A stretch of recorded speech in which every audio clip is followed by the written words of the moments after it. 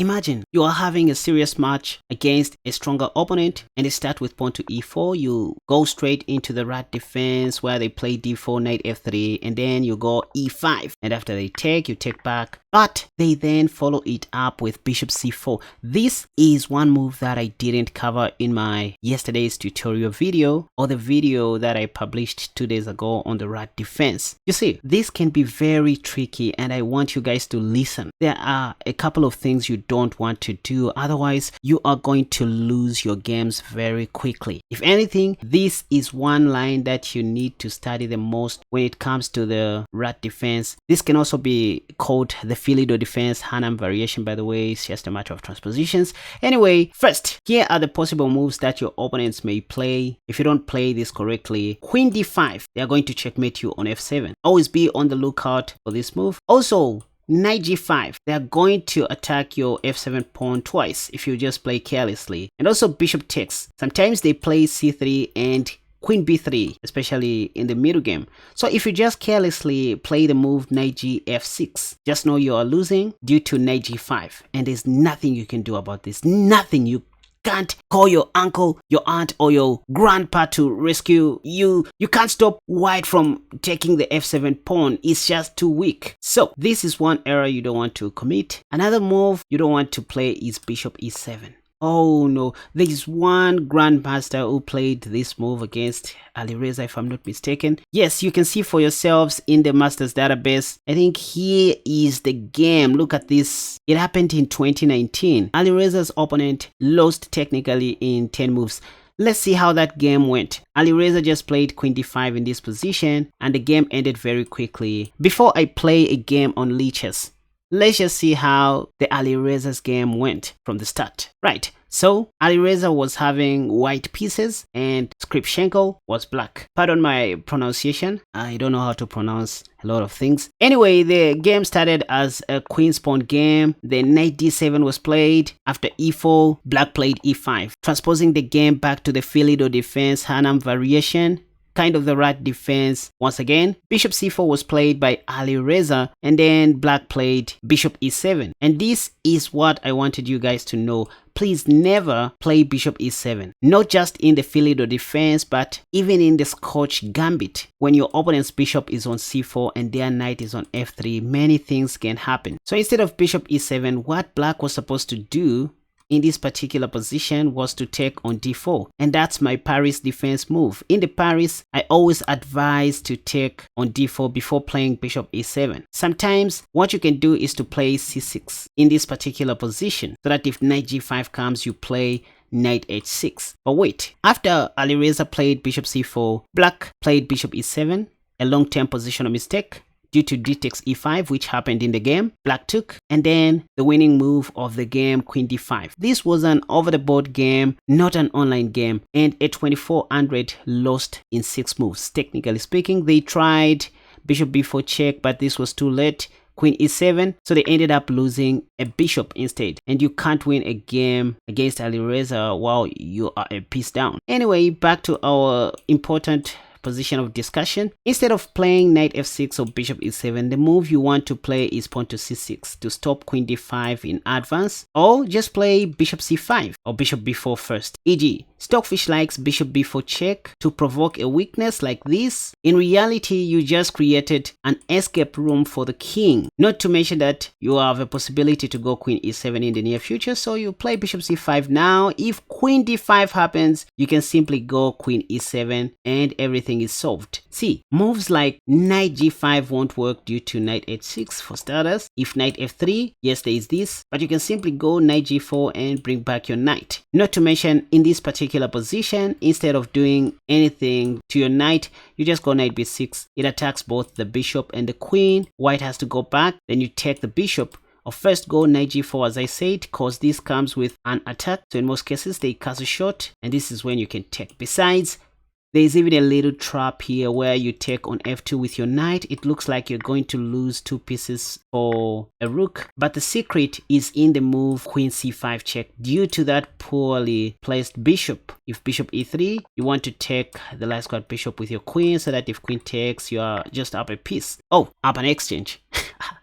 Anyway, b3, knight takes f6. So that's method number one. You just play bishop b4 check, retreat your bishop. Method number two, you can play bishop c5 immediately. Again, queen d5 won't carry much weight due to queen e7. You know what to do if knight g5, you just play knight a6 and probably castle short. Or before castling short, you ensure that the queen goes back. And sometimes here, white players try bishop g5, but this can simply be met with pawn to f6. Even knight gf6 in this position works. I mean, what can white do? If they take, you can even take back with your knight, attacking the queen. Anyway, knight f6 attacks the queen, so they most of the times take, and then you take back, and then they play queen takes e5, which is not even good enough due to bishop takes with check. If king takes, you simply have knight g4 check, winning that queen. If they don't take your bishop, say they play king f1, you first of all take, and after knight takes, you go bishop d4, attacking that knight, and also attacking the b2 pawn and the rook indirectly. If check, just go king e7, they are going to lose a piece in this position. If they play knight takes, instead of taking the b2 pawn, which is fine, you can first of all go rook f8. This will come with a discovery, c3, bishop c5, and there's just nothing that white can do here. b4, bishop e7, or bishop e6. Anywhere where they put the knight, you have knight g4 check, and you're going to win some material. This now is the bishop that dies. So there are all these hidden tricks that can occur if you play the right defense correctly, as I'm showing you. Instead of bishop b4 or bishop c5, you can also play bishop d6 if you're risk averse. Point is, you just want to have a square for your queen without obstructing your bishop. You don't just want to put your bishop on e7 due to queen d5. So bishop d6 is also fine. But for some reason, I like the move pawn to c6, which is a straightforward way of saying nope, to hell with your queen. Point is, if knight g5 is played, attacking the f7 pawn, you can go knight h6. If knight f3 for some reason they want to take, I guess bishop e7 here is okay, followed by pawn takes. You may even consider castling long, in the long run, like that. But if you're pressed, you can just go back. Repeat moves, there's nothing they can do. Again, knight g5, you go knight h6. If bishop g5, you have bishop e7. Anyway, knight g5 again, knight h6. They castle short most of the times, not repeating moves. And then you go bishop c5, preparing to castle short. This time, if they try to repeat moves, you can even do this. That if pawn to h3, you put your knight back to f6. Knight g5 can be met with castle short. Now, it is time to play a game on Chess, and hopefully we'll see that variation on the board. And now you know what to do if black plays that confusing line. By the way, you can check out my courses at www.KaspaChess.com or on my Patreon page. That's how you support this channel. By the way, I don't ask for donations or free money. So the way you support this channel is by joining one of our membership tiers on Patreon or simply buying my courses. That really helps. Right, here we have a game. Now pawn to d6. Let's go the rat defense again with pawn to e5. Pawn takes, pawn takes. Now let's see what next my opponent is going to do. Okay, so let's pause a little bit. In this position, if you play knight gf6, white will play knight g5, if I'm not mistaken, targeting your weak f7 pawn. So you need to be a little bit careful. Maybe the move to consider is pawn to c6.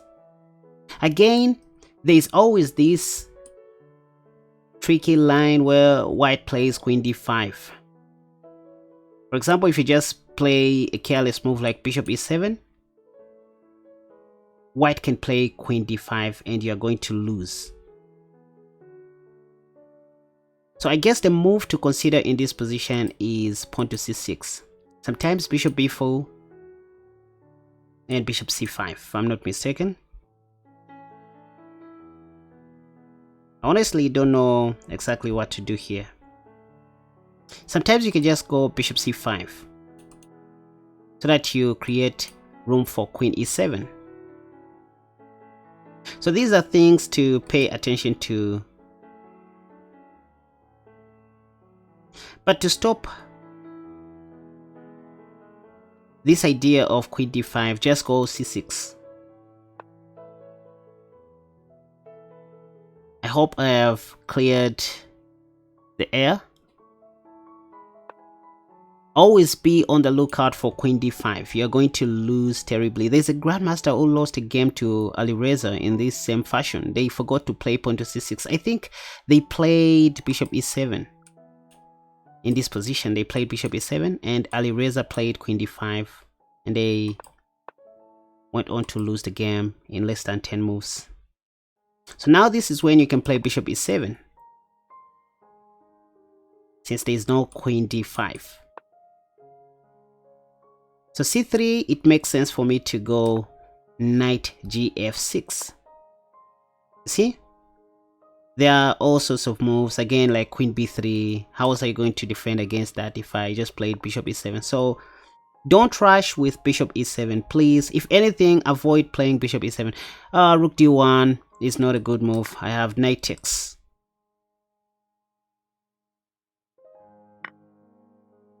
Oh! Didn't realize white also had knight takes e5. But how are they going to stop this? Maybe bishop e3. I'm not worried about time because there is 2 seconds increment. By the way, this is a 3+2 casual match. I think I can still take here. Check. King h1 and this. The discovery won't have a huge impact. I've already seen this. Or maybe, yeah, knight g5, discovery check, that.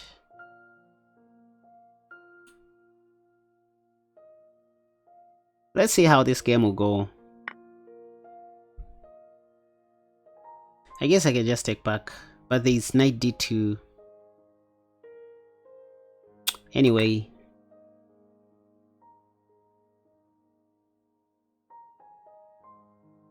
And I have this other trick, knight c5.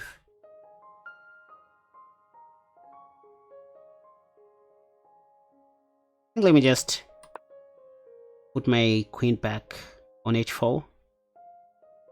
I'm thinking of sacrificing my rook. Knight c5 is killing. This paves the way for my light squared bishop. I talked about this earlier. And my opponent just hung their bishop. This is how tricky the rat defense can be if you play it correctly. And this guy is a 2263 rated player. Oh, they had that. Ah, damn! I can't take back due to... Anyway, let me attack the rook. My opponent is a clever guy. I thought I was a genius. I thought I was a Karu. Besides, there is this checkmate. If my opponent plays queen g3, I'll look like a genius for the second time. Or in other words, I'll look like Hikaru. By the way, I'm just going to take the rook and probably mate. Wait a second. This is a very powerful move. I just played this bishop move without even thinking twice about it. First I can take. Oh, but there is queen takes an intermediate check. Oh, but what is happening? What's wrong with this generation? Oh, now I can just take. Bishop e3. Ah, this game is shaky. Oh, check. And this. Are we going to see a funny checkmate? A smoother checkmate? White has to play h3 or pawn to h4 to survive. What is happening? Check. Let's trade rooks. I'm going to take back with my knight, by the way. That will be check. I'm also attacking the knight. This game is very shaky, you guys, if you think about it. So this is check. And then take the knight. I'm just up a piece. Or up a knight. No, I won't throw this game. Let's do this. Check. Oh, this is not check. I want to win the bishop. No, I can't lose this on time, you guy. Check. What next? This and that.